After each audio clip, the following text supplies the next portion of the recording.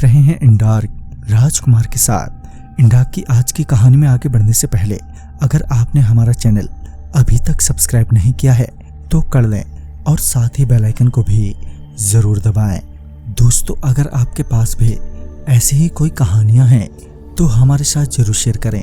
हमारे Instagram ID पर Instagram ID है network_33, जिसका लिंक नीचे डिस्क्रिप्शन बॉक्स में दिया गया है। तो चलिए बढ़ते हैं आज की कहानी की ओर। हम 7 बाइकर्स थे जो उस दिन एक लंबी ट्रिप पर निकले थे। नेशनल हाईवे से होते हुए हम सभी स्पीड में आगे ही बढ़े जा रहे थे, मगर एक जगह बैरिकेडिंग हो रखी थी जहां मुझे रोक लिया गया। मगर वहीं मेरे बाकी के साथी बिना रुके ही आगे बढ़ गए।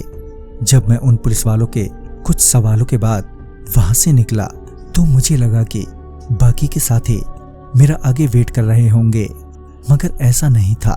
दोपहर का वक्त होने के कारण गर्मी भी बहुत हो रखी थी, सड़क भी खुली थी, साथ ही खाली भी। तभी अचानक ही ठंडी तेज हवाएं चलने लगी और देखते ही देखते वहां एकदम से अंधेरा हो गया।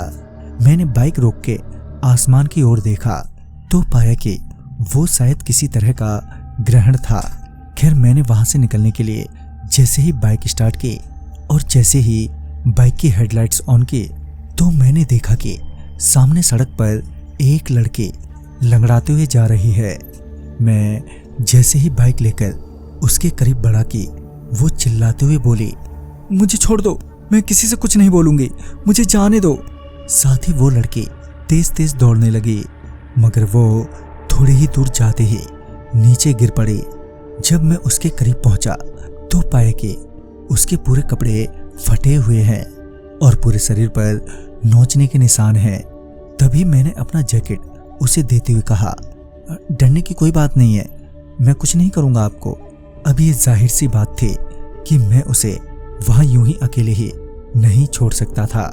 लिहाजा मैंने उसे अपने साथ बाइक पर लेकर वहां से निकल गया अपने नेक्स्ट पॉइंट की तरफ, जहां हम बाइकर्स ने रुकने का प्लान किया था। बाकी के मेरे साथी तो अब पहुंचने ही वाले होंगे। जब मैं वहां पहुंचा जहां हम सबको रुकना था तो पाया कि वहां कोई भी नहीं है। मैंने फोन पर कांटेक्ट करने की भी बहुत कोशिश की, मगर कांटेक्ट ही नहीं हो पाया। अब तक रात भी काफी हो चुकी थी और साथ ही थकावट भी। लिहाजा मैं और मेरे साथ वो लड़की भी वहीं रुक गई। अब तक मुझे जोरों की भूख भी लग चुकी थी, तो मैंने अपने बैग से खाने का सामान निकालते हुए उस लड़की से कहा, चलो सोने से पहले थोड़ा खा लेते हैं। मगर उसने खाने से मना कर दिया।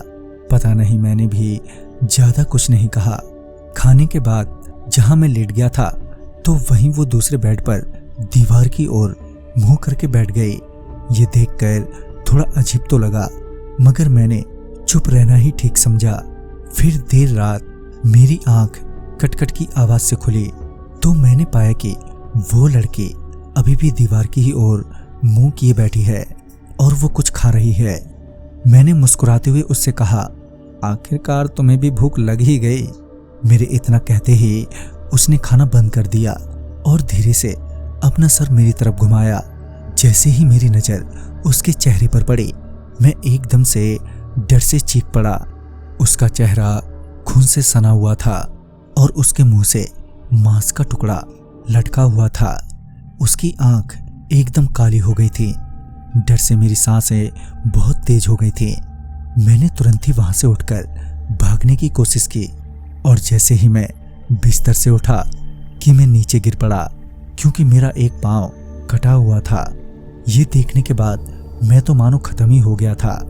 इतने में वो लड़की खड़ी हो गई और मेरी ओर आने लगी। उसके हाथों में मेरा ही कटा हुआ पांव था।